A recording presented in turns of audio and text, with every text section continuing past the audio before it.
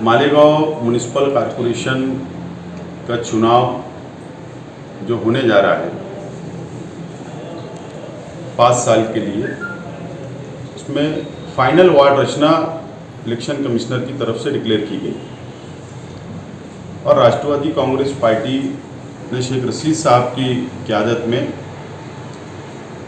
तमाम ही वार्डों के अंदर उम्मीदवार खड़ा करने का फैसला किया है। लेकिन कुछ दिनों से राष्ट्रवादी कांग्रेस पार्टी के ख्वाहिशमंद उम्मीदवार जो इच्छुक है, वो लोग अपने अपने तौर पर अपना अपना पैनल बनाकर सोशल मीडिया पर फोटो के साथ, खबरों के साथ वायरल कर रहे हैं। तो इससे राष्ट्रवादी कांग्रेस पार्टी का कोई ताल्लुक नहीं है।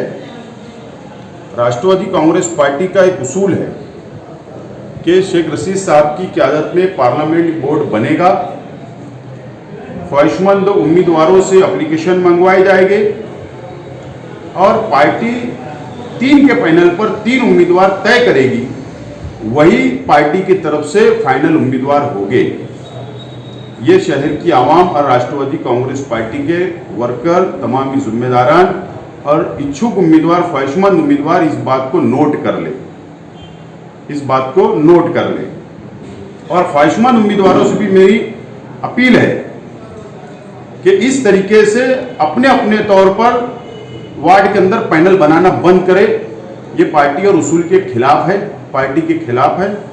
इससे अलग मैसेज जाता है,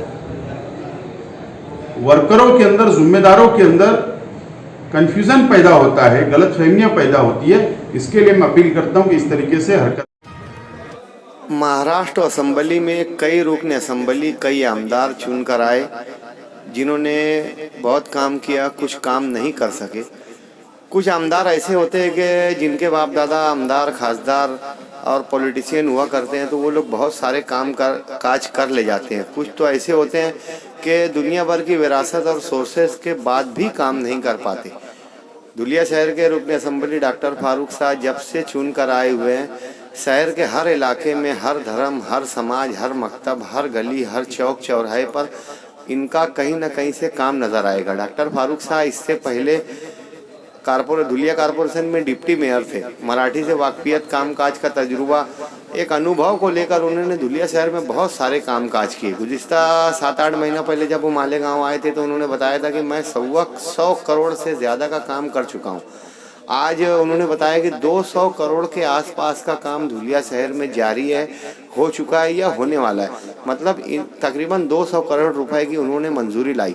इनके खानवादे में ना कोई मेंबर था, ना कोई पॉलिटिशियन, ना ये स्टार पर्सन रहे, ना विरासत में उनको बहुत असर रसूख मिला, मगर अपने काम काज की लगन, तजुर्बात की बिना पर डॉक्टर फारूक साहब ने धुलिया शहर में बहुत कामकाज करवाए। उस धुलिया शहर में आउटर से भी एक आमदार है डॉक्टर कुणाल पाटिल, जिनका एक बड़ा सियासी घराना है, मगर इतना कामकाज नहीं कर सके। वहीं धुलिया के फारूक शाह मजलिस से चुनकर आए थे। मजलिस से 2 कारपोरेटर महाराष्ट्र में चुनकर आए, एक फारूक साहब, एक मुफ्ती मोहम्मद इस्माइल कासमी साहब। मगर मुफ्ती साहब का काम आपको 10-20 करोड़ रुपये से ज़्यादा नहीं दिख सकेगा, मगर फारूक साहब ने अपनी पार्टी की साख बचाते हुए हर इलाके में उन्होंने काम किया। जिम खाना, लाइब्रेरी, रोड, गटर, पानी, अंडर ड्रेनेज गटर, हर समाज के लिए, त्योहारों के मौके पर, हादसात के मौके पर, कोविड में भी इनकी बहुत सारी खिदमत रही।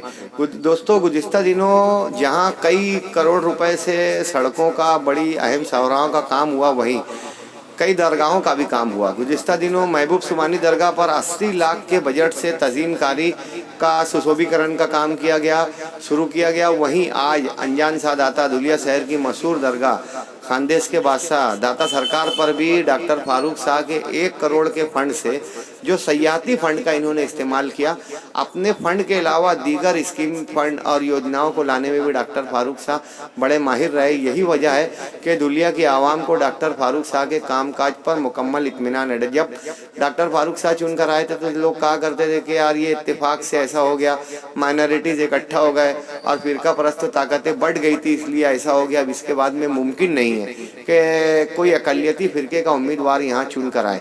मगर अब लोग डॉक्टर फारूक साहब के कामकाज को देखकर कह रहे हैं कि आने वाले इलेक्शन में लोग जात बिरादरी, धर्म, जात पात नहीं देखेंगे, बल्कि कामकाज की बुनियाद पर दोबारा डॉक्टर फारूक शाह को रुकन असम्बली मुंतखब किया जाएगा। दोस्तों, डॉक्टर फारूक शाह के मुख्तलिफ कामों का जल्द ही सैफ न्यूज़ पर अहाता किया जाएगा कि इन्होंने किस इलाके में कौन सा काम कितने फंड से कितनी मुद्दत में किया है। जल्द ही आप देखेंगे सैफ न्यूज़ पर डॉक्टर फारूक शाह के मुकम्मल कामों की रिपोर्ट। आइए आज आपको बताते हैं अनजान शाहदाता के मौके पर इफ्तिताई तकरीब में डॉक्टर फारूक शाह ने क्या कहा।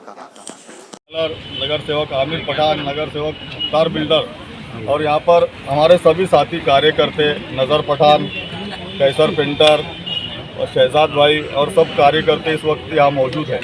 हमने राज्य पर्यटन विकास इस विभाग से, इस हेड से पीछे 2 करोड़ रुपए का निधि मंजूर किया था, जिसमें हमने 20 लाख रुपए विट्ठल रुक्माई मंदिर के लिए मंजूर करके लाए थे। उस काम का शुभारंभ हो चुका है। उसके बाद महबूब सुबानी दरगाह के लिए हमने 80 लाख रुपए का निधि लाया था, उसका भी काम का शुभारंभ हो चुका है। और आज अनजान शाह बाबा दरगाह के कंक्रीटकरण के लिए 1 करोड़ रुपए का निधि से आज हमने उसका शुभारंभ किया है। जब से दुनिया बनी है, मर्दों के मजालिम औरतों पर कायम ही रहे हैं। हर मज़हब ने औरतों का सम्मान सिखाया है, वहीं मज़हब इस्लाम में भी औरतों के हुकूक और औरतों के एहतराम की बेइंतहा पासदारी के अहकामात दिए गए। लेकिन फी ज़माना आप देखेंगे कि औरतों पर मजालिम के वाक़यात दिन ब दिन बढ़ रहे हैं। ये सिंफ नाजुक हमेशा ही मजालिम का शिकार रही है, कभी सास के ज़रिए, कभी देवर के ज़रिए, कभी देवरानी, कभी जेठानी के ज़रिए, कभी पड़ोसियों के ज़रिए। रात दिन काम करने वाली ये औरतें सुबह सवेरे से उठकर हमारे लिए ज़िंदगी के वसाइल व असबाब पैदा करती हैं, मगर ना जाने क्यों इनके हिस्से में जुल्म व ज़्यादती ही आती है। कल शहर के रमज़ानपुरा इलाके में फिरस्ती शाह दरगाह, ये मज़ाफ़ाती एरिया है, इस इलाके में पतरे के मकान में रहने वाले अब्दुल वफ़ा ने अपनी बीवी पर शक करते हुए उसे इस कदर ज़दकोब किया कि उसकी मौत वाक़ई हो गई। इस तरह का इल्ज़ाम वहाँ के महल्ले वालों ने लगाया, या और वहीं महलूक रुखसार के बच्चों ने भी इल्ज़ाम लगाया कि मेरे वालिद मेरी मम्मी को हमेशा मारा करते थे। कल जब दीगर यूट्यूब चैनल्स पर उन बच्चों की तस्वीर देखी गई तो नाजरीन के आंसू छलक पड़े। हैरत की बात यह है कि कल रमज़ानपुरा पुलिस स्टेशन ने इस बाबत कार्रवाई की, मगर मुलजिम को अभी तक गिरफ्तार नहीं किया। आज रमज़ानपुरा पीआई से जब फ़ोन पर बात हुई तो उन्होंने कहा कि अभी प्रोसीजर जारी है, मुलजिम अभी तक गिरफ्तार नहीं हुआ, कल उसे कोर्ट में पेश किया जाएगा या क्या होगा इस मामले में। बहरहाल अभी तक कोई मुसद्दका खबर नहीं, मगर कल इस मामले को लेकर शहर में सोगवारी का माहौल रहा।